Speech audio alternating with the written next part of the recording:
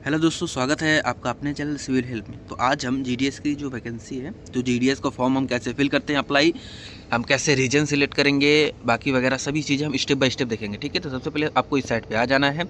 इस पे आने के लिए आपको करना क्या होगा कि भाई आप डिस्क्रिप्शन में दिए गए लिंक से भी आ सकते हैं या आप डायरेक्ट आप सर्च से भी आ सकते हैं। ठीक है, सबसे पहले आप इस साइट पे आ जाएंगे। उसके लिए देखिए सबसे पहले क्या होता है कि हमारे पास दो स्टेप होते हैं। पहला होता है स्टेप 1, देखिए होता है हमारा रजिस्ट्रेशन, और स्टेप 2 होता है उसके बाद फिर हम क्या करेंगे, अप्लाई करेंगे। ठीक है, तो सबसे पहले हमको क्या करना पड़ेगा, सबसे पहले हम क्या करेंगे, अपना रजिस्ट्रेशन करेंगे।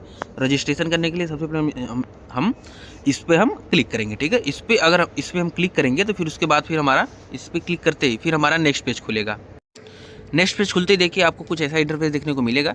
अब हमें क्या करना है इसमें, अब इसमें हमें सारा डेटा फिल करना है। तो जैसे जैसे पूछा गया वैसे हम करेंगे। सबसे पहले हम क्या करना है, देखो वैलिडेट योर डिटेल्स सबसे। ठीक है, तो हमें अपना डिटेल्स को वैलिडेट करेंगे हम अपना। ठीक है, इसमें सबसे पहले क्या करें, देखो मोबाइल नंबर हम अपना इसमें डाल देंगे। ठीक है, 10 डिजिट का मोबाइल नंबर डालेंगे। उसके बाद फिर उसके बाद फिर उस पर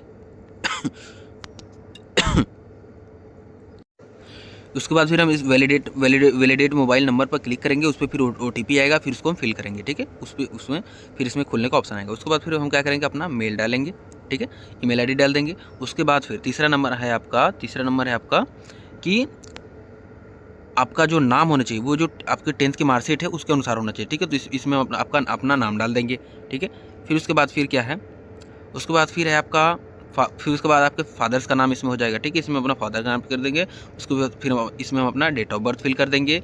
उसके बाद फिर जेंडर हम अपना सेलेक्ट करेंगे। तो यहाँ से हम अपना जेंडर सेलेक्ट कर लेंगे। उसके बाद नेक्स्ट ऑप्शन है जेंडर सेलेक्ट इनके ट्रांसजेंडर यदि आपका है तब आप यहाँ से इसको सिलेक्ट करेंगे। ठीक है, और उसके बाद फिर कम्युनिटी अपना सेलेक्ट कर लेंगे। ठीक है, उसके बाद फिर सर्कल, आप किस सर्कल से आप स्कूल पास किए हो। ठीक है, जब इसको आप क्लिक करोगे तो आपके बोर्ड का नाम आएगा। ठीक है, तो उसमें आप अपना बोर्ड सेलेक्ट कर लेना। ठीक है, passing year of secondary school, ठीक है, आप 12th का पास किए। ठीक है, सेकेंडरी स्कूल आप 12th पास किए, वो आप सेलेक्ट कर लो। ठीक है, इंटर टेक्स्ट जोन बिलो। उसके बाद फिर देखो यहाँ पर देखो है नहीं कुछ, लेकिन देखो यहाँ पर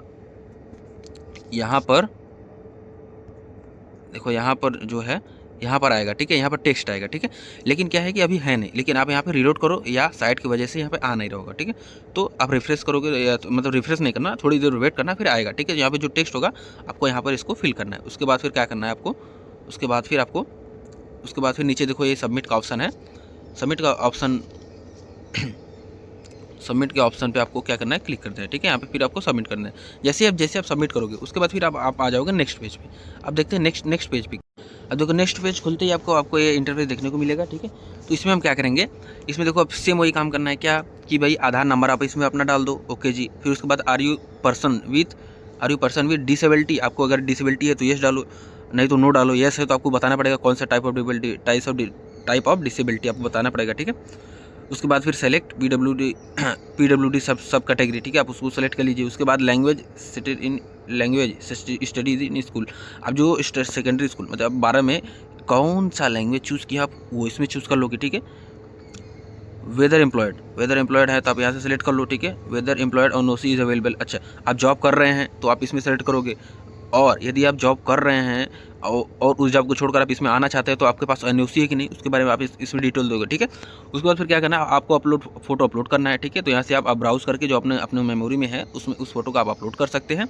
लेकिन अब जैसे फोटो का फाइल जो है JPG होना चाहिए, साइज 50 KB होनी चाहिए और 200 DPI। ठीक है, डायमेंशन इतना होना चाहिए। ठीक है, तो सबसे पहले क्या करो, इमेज साइज रिड्यूसर, आप अगर आपका इमेज उस साइज़ का नहीं है तो आप इमेज साइज रिड्यूसर का ऐप का यूज़ करके आप उस साइज़ को आप जितना चाहें उतना आप कम कर सकते हो। ठीक है, तो आप उसको यूज़ कर लेना। ठीक है, उसके बाद फिर आपका अपने सिग्नेचर का फोटो करके फिर यहाँ पे अपना सबमिट कर देंगे। ठीक है, इसको सबमिट करते ही आपके पास जो नेक्स्ट पेज आएगा उसको सबमिट करते ही आपका जो वेरिफिकेशन वो कंप्लीट हो जाएगा। फिर उसके बाद आपके मेल पे आपको मोबाइल नंबर पे रजिस्ट्रेशन नंबर आ जाएगा। ठीक है, अब उसके बाद फिर हम क्या करेंगे, अब जो सेकेंड वाला ऑप्शन था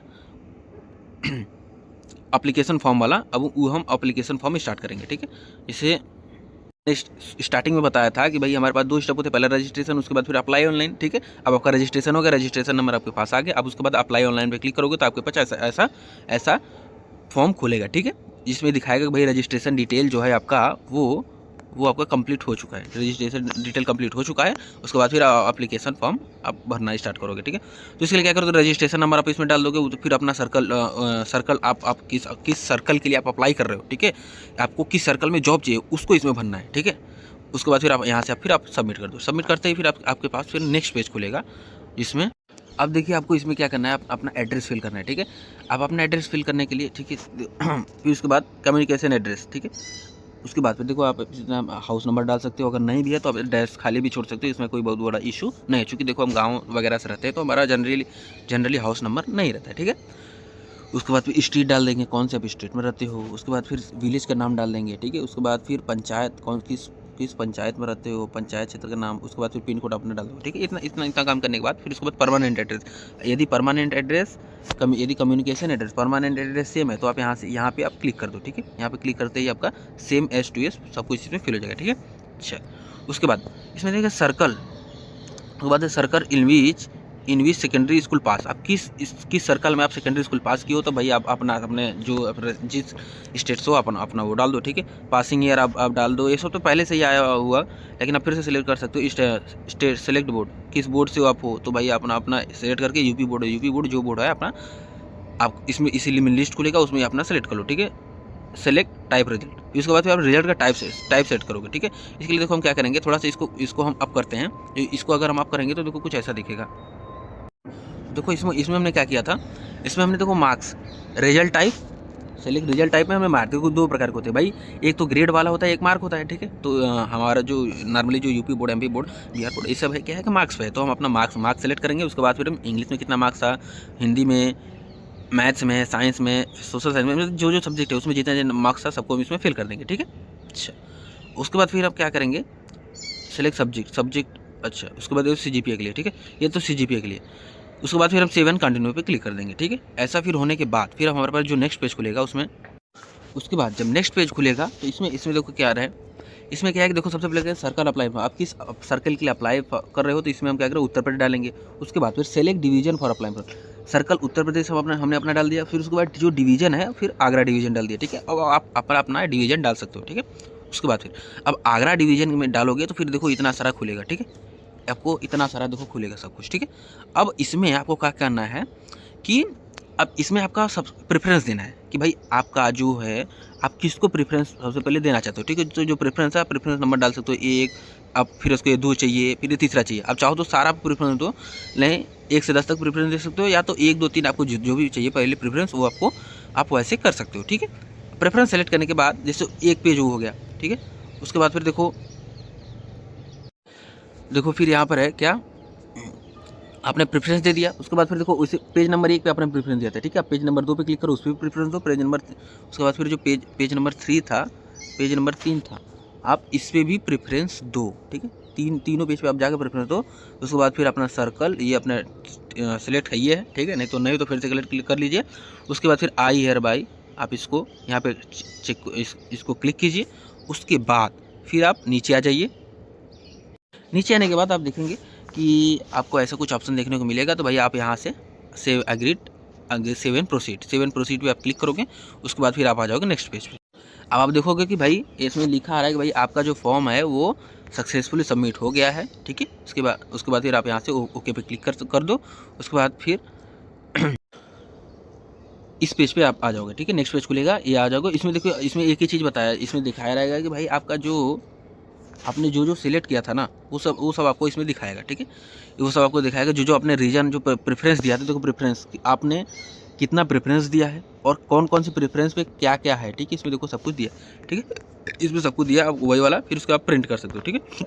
इसको प्रिंट करके रख लेना। आप कुछ फिर जब जाओगे, अगर आप शॉर्ट लिस्टेड हो जाते हो, फिर आपको बुलाया जाएगा डॉक्यूमेंट वेरिफिकेशन के लिए, तो वहाँ पे इसकी ज़रूरत पड़ेगा, ठीक है। तो आप इसको PDF को आप सेव करके रख लेना, ठीक है।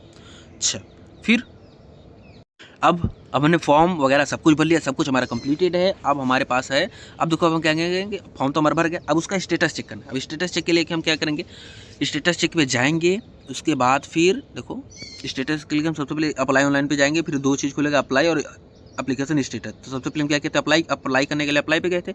उसके बाद फिर अब हमारा अप्लाई हो गया। अब हम क्या करेंगे, एप्लीकेशन स्टेटस पे जाएंगे। तो एप्लीकेशन स्टेटस पे जाएंगे, क्लिक करेंगे, फिर आप जो एनुअल रजिस्ट्रेशन नंबर वगैरह मांगेगा उसको हम फिल कर देंगे, फिर हमारा वही काम हो जाएगा, ठीक है। उसके बाद फिर देखो, उसके बाद फिर एक चीज़ और आता है कि यदि आपको फ़ी वगैरह अगर कुछ ड्यू है, जैसे आप जिस कैटेगरी से हैं, चूँकि SC ST को तो फ़ी नहीं लगता है, अगर आप जिस कैटेगरी से हैं अगर उसमें फ़ी लग रहा है तो आप कहाँ जाओगे, फ़ी पेमेंट वाले में जाओगे, यहाँ से फ़ी पेमेंट पे क्लिक करोगे, उसमें भी फिर जाओगे, जो आपको जो फॉर्म का जो रजिस्ट्रेशन नंबर है, ये सब कुछ आप उसी फॉर्म का, जो फॉर्म अप्लाई किए उस फॉर्म का रजिस्ट्रेशन नंबर सब कुछ डालोगे तो उसी फॉर्म का पूरा डाटा खुलेगा। उसमें अगर आपको फ़ी पे करना है तो आप उसको, उसमें जितना फ़ी लग रहा है आप उसको पे कर दीजिए, फिर वहाँ से आपका फॉर्म जो है एक्सेप्टेड हो जाएगा, ठीक है।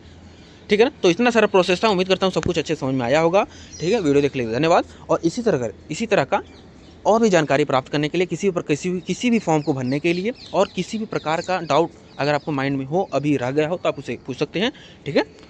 तो अब तक के लिए बाय बाय, मिलते हैं नेक्स्ट वीडियो में, धन्यवाद।